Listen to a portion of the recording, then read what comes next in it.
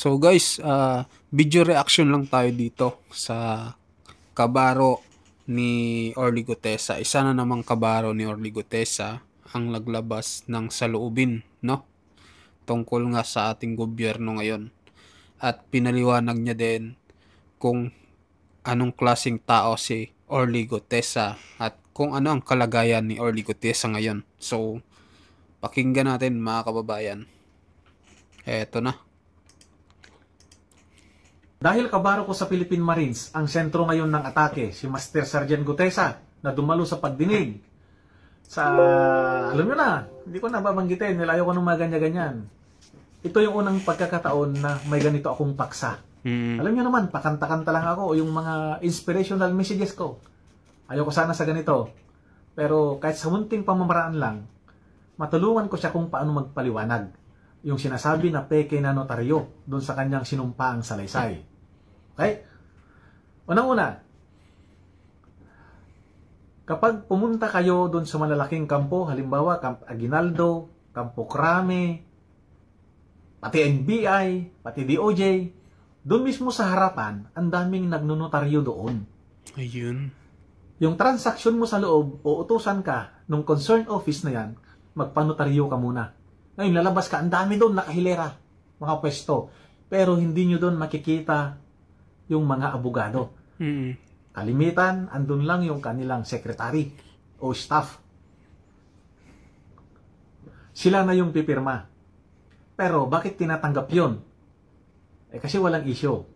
Ito, may issue dahil siya lang yung kaisa-isahang bumanggit doon sa pangalan na binanggit niya. Si Martin Romualdez. Kaya nagka-issue agad. Alam ko yung iba sa inyo, naranasan na nila yan. Walang abogado. Ang pipirma doon, yung secretary lang.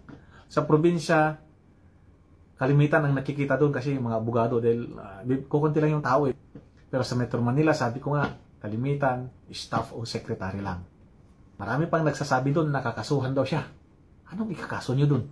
In good faith naman yung pagpapirma niya. In good faith naman yung pagpapanotaryo niya. Oo. Di ba? Ang kasuhan, yung secretary. Tama. Ng abogado, yung pumirma doon. At pustahan tayo. Kung kontra doon sa binanggit niya na pangalan, yung abogado na yon, hindi na yung magrereklamo, di ba? Number 2. Ito yung sitwasyon na bibihirang mangyari, pero naranasan ko kasi yon. Yung, pwede naman siya yung pumirma, halimbawa lang, siya yung pumirma.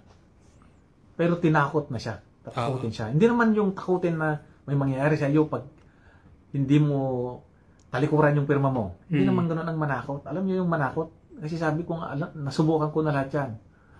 Simple lang yan. Halimbawa, tatawag ka. Attorney, kung hindi mo tatalikuran yung pirma mo na yun, alam ko kung saan nag-aaral yung mga anak mo. Ano lang panakot, ang dali lang yan, di ba?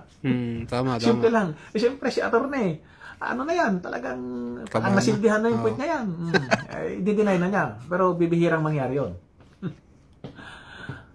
Ito pa, yung sinasabi nila na sinungaling daw si Tap Gute, hindi nyo kilala yung tao. Ako, kilala ko siya personal. Ang sundalo may kanya-kanyang field of specialization. Tama. May infantry, may supply, ano ba yun? Quartermaster. Kami, parehas kami ng field of specialization. Kaya alam ko yung diskarte niya. Yung hindi niya pagdalo sa paanyaya ng DOJ, diskarte niya yun. Diskarte ng Intel yun. Ikaw, inimbitahan ka, alam mo na ang laking tao yung binanggit. Tapos pupunta ka doon sa imbitasyon. Hindi Alam ng mga kasundaluhan yan, ang Intel, laging advance mag-isip yan. Kung iniisip mo para bukas, halimbawa, Sabado bukas, yung Intel nag-iisip na para Miyerkules yan. Grabe, no? Ganun palang Marines. Ito pa, bakit daw hindi hinarang sa gate yung magdi-deliver? At saka sa kaalaman ng hindi nakakaalam, yung gate ng Forbes, hindi nasasakupan yung bahay doon ni, alam nyo na, yung McKinley Road na yan, from EDSA papunta ng BGC, andun, along sa McKinley yung bahay niya. Hindi nasakupan ng main entrance. Alam ko yan, ilang beses na akong nakapasok sa bahay niya. Naku. Grabe, mga kababayan. Nakakagulat ito, Grabe. Sa mga nagmamalasakit sa kanya, Katulad namin sa Marines, nasa maayos na kalagayan siya. Ayaw niya lang magtiwala siguro sa ibang tao. Lalo na dun sa nag-imbita sa kanya. Ako, ayaw kong magbanggit ng mga, neutral lang ako. Para lang kay Top Gute yung pinaliwanag ko. Alam niyo naman, may kasabihan. Marines is always a Marines. Ayun. So, ayun mga kababayan, no? So, kwento niya nga dito kung anong klaseng tao si ex-Marines Orly Gutesa. At malapit na tao ito pala sa kay Orly Gutesa dahil kilalang tao niya daw talaga si Orly Gutesa. At ayun, kwento niya rin mga kababayan yung tungkol nga sa pag-deliver ng bulto-bultong mga pera, no? At hindi pala ito sakop ng McKinley. Sa labas lang pala mga kababayan. At siya mismo nakaranas din mga kababayan. Nakapasok din pala sa bahay na yun. Yun yung sinabi niya. At talagang nakakagulat itong statement niya na nakakapasok din siya mismo doon. Grabe mga kababayan. Anong masasabi nyo dito? 'Di ba? Unti-unti nang naglalabasan ng mga saloobin itong mga ex-Marines dahil sa statement din ni Orly Gutesa. Alam nyo mga kababayan, simula lang nung nag-witness itong si Orly Gutesa sa Senate hearing, alam nyo, ang daming mga naglalabasan ng sama ng loob nila. Pati ito si Chis Escudero, lumakas na din ang loob mga kababayan. Sinabi niya na rin na ang pinaka mastermind ng script at sarsuela ay walang iba di umano si Martin Romualdez. Grabe, di ba? Grabe yung mga ipinaratang niya at talagang nagulantang ang buong Pilipinas sa mga sinabi nito ni Chis Escudero. Talagang dahil dito kay Orly Gutesa, madaming lumalakas ang loob na magsalita. Sigurado sa mga susunod pang mga araw, marami pang mga ebidensya ang lalabas. Grabe, di ba? Nakakagulat.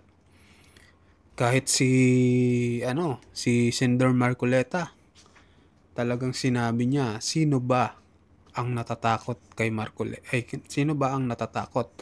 Martin Romualdez? Hindi ako natatakot. Ganun ang sinabi ni Rodante Marcoleta. Talagang ang tapang lumabas mga kababayan. Alam naman natin na noon pa matapang na itong si Senator Marcoleta. At nung nagsalita si Orly Gutesa, na sabi niya mas credible pa daw si Orly Gutesa kaysa sa mga ibang witness doon na kung ano ang pinagsasabi. Mas credible pa daw si Orly Gutesa kasi nabanggit nga itong si Saldico at si Martin Romualdez na nagde-deliver nga daw itong si Orly Gutesa ng mga mali-malitang pera, mga kababayan. 'Di ba? Grabe. So ano masasabi nyo dito, guys? At talagang unti-unti na nating nalalaman, no? At sa mga susunod na araw pa ay malalaman na talaga siguro natin kung sino ang mastermind dito sa mga maanumalyang proyekto ng mga ghost project, lalo na dito sa flood control. Alam naman natin mga kababayan, hindi lang din sa flood control lang may corruption. Marami sa mga departamento natin ang napakaraming corruption. So isa pa lang ito. Sana sa mga susunod pa malaman din natin yung iba, no? So ano yun, guys, anong masasabi nyo dito sa isiniwalat, no, nitong kabaro ni Orly Gutesa patungkol nga, no, dito sa pagkatao at sa talagang katapangan ni Orly Gutesa ay siniwalat niya, mga kababayan. So mag-comment kayo kung ano masasabi nyo, mag-like na rin kayo sa aking video. So maraming salamat po sa inyong lahat.